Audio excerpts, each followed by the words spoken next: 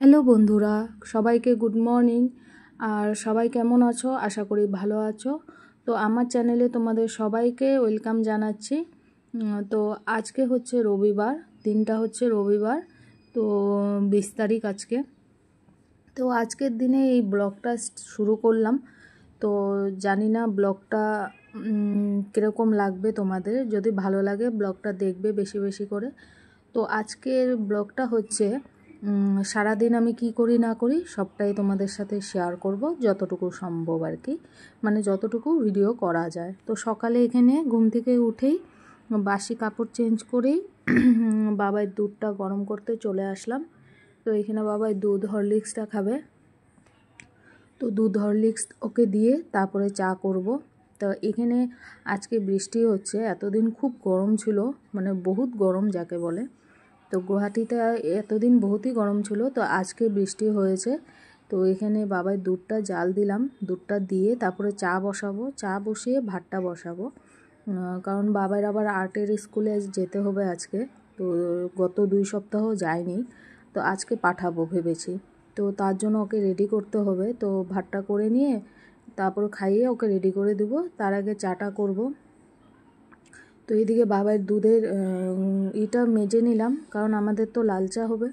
তো দুধ চায়ের দুধের জাল দেওয়া ইসের মধ্যে, মানে বাটির মধ্যে করলে কি একটু হলুদ হলুদ হয়ে যায় চাটা, তো তার জন্য একটু ধুয়ে নিলাম।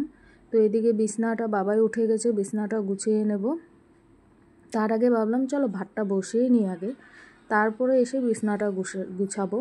তো এখানে এই যে ভাতের চাল ধুয়ে, ও একটু নরম নরম ভাতটা খায়। আমরা যেরকম একদম শক্ত ঝরঝরা ভাতটা খাই, তো ও সেরকম ভাত খেতে পারে না। তার জন্য ওকে একটু প্রেসারে নরম করেই দিতে হয়। তো এই নরম ভাতটা বসিয়ে তারপর চলে আসলাম ঘর গোছাতে। তো বিছানাটা গোছানো হয়নি, মশারিটা যেহেতু বাবাই উঠায়, তো মশারি উঠানোর কাজটা আমার করতে হয় না, ও উঠানোটা করে দেয়, মশারিটা তুলে রাখে।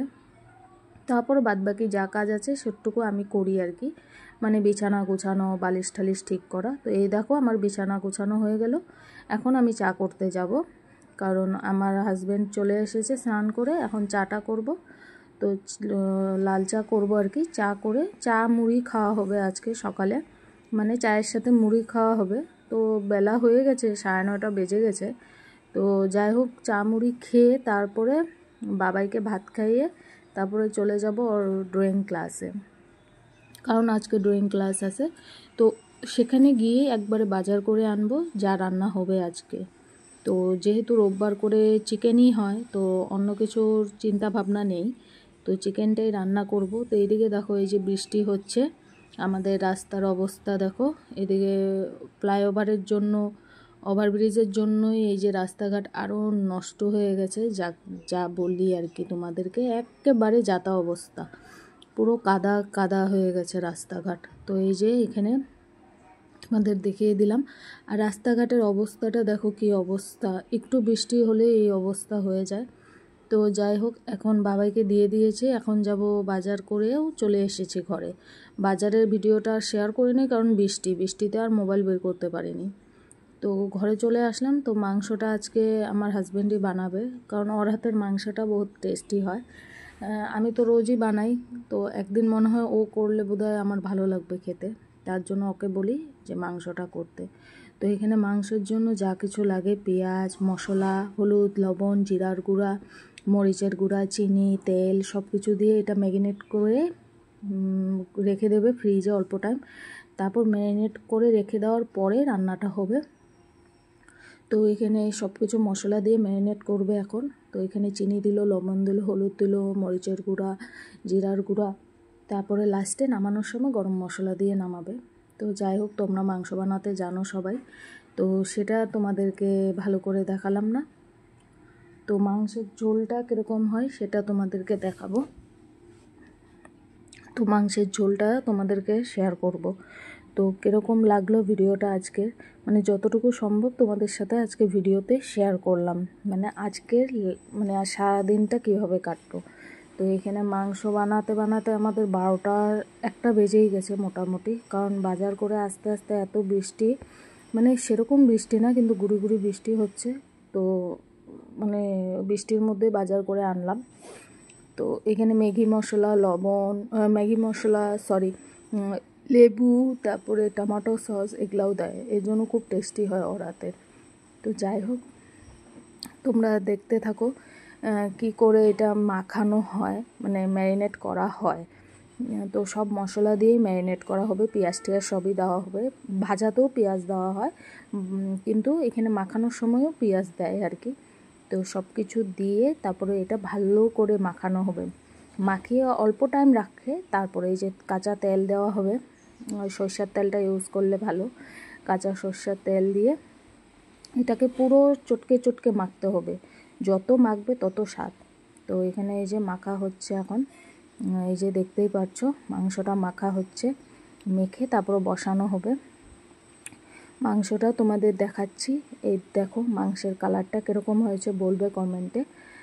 অনেক সুন্দর হয়েছে খেতে, মানে খেতেও অনেক দুর্দান্ত হয়েছে। তো যাই হোক, ভিডিওটা কেমন লাগলো, তো এই দেখো ফাইনালি আমাদের মাংস রেডি। তো আমি মাংসই বলছি, চিকেন বলছি না, যেটা আমাদের বাঙালি ভাষা মাংস বলে, তো মাংসই বলছি। তো যাই হোক, এখানে চিকেন রেডি। আমি এই ভিডিওটা ভয়েস ওভার দিয়ে করলাম, কারণ কিছু মিউজিক আমি ডাউনলোড করার পর যখন আমি দিই তো ইউটিউবে কপিরাইট খেয়ে যায়। তো কেন জানি না এরকম হচ্ছে, তো আমি বুঝতে পারছি না যে কোনো একটা মিউজিক দিলেই, আমি কিন্তু গান দিই না বাট মিউজিক দিই, কিন্তু তবুও কপিরাইট খেয়ে যাচ্ছে। তো তার জন্য ভেবেছি যে ভয়েস ওভার দিয়ে দিয়েই ভিডিওগুলো করার চেষ্টা করব, যতদিন আর কি এরকম চলে আর কি। তো ফাইনালি কীরকম লাগলো আমার এই চিকেনটা বলবে তোমরা কমেন্টসে। তো খেতেও অনেকটা টেস্টি হয়েছিল। যাই হোক, আজকের দিনটা এভাবেই কাটলো এই রান্না বান্না করে। তারপরে ওয়েদারও তো খুবই খারাপ, বৃষ্টি হচ্ছে।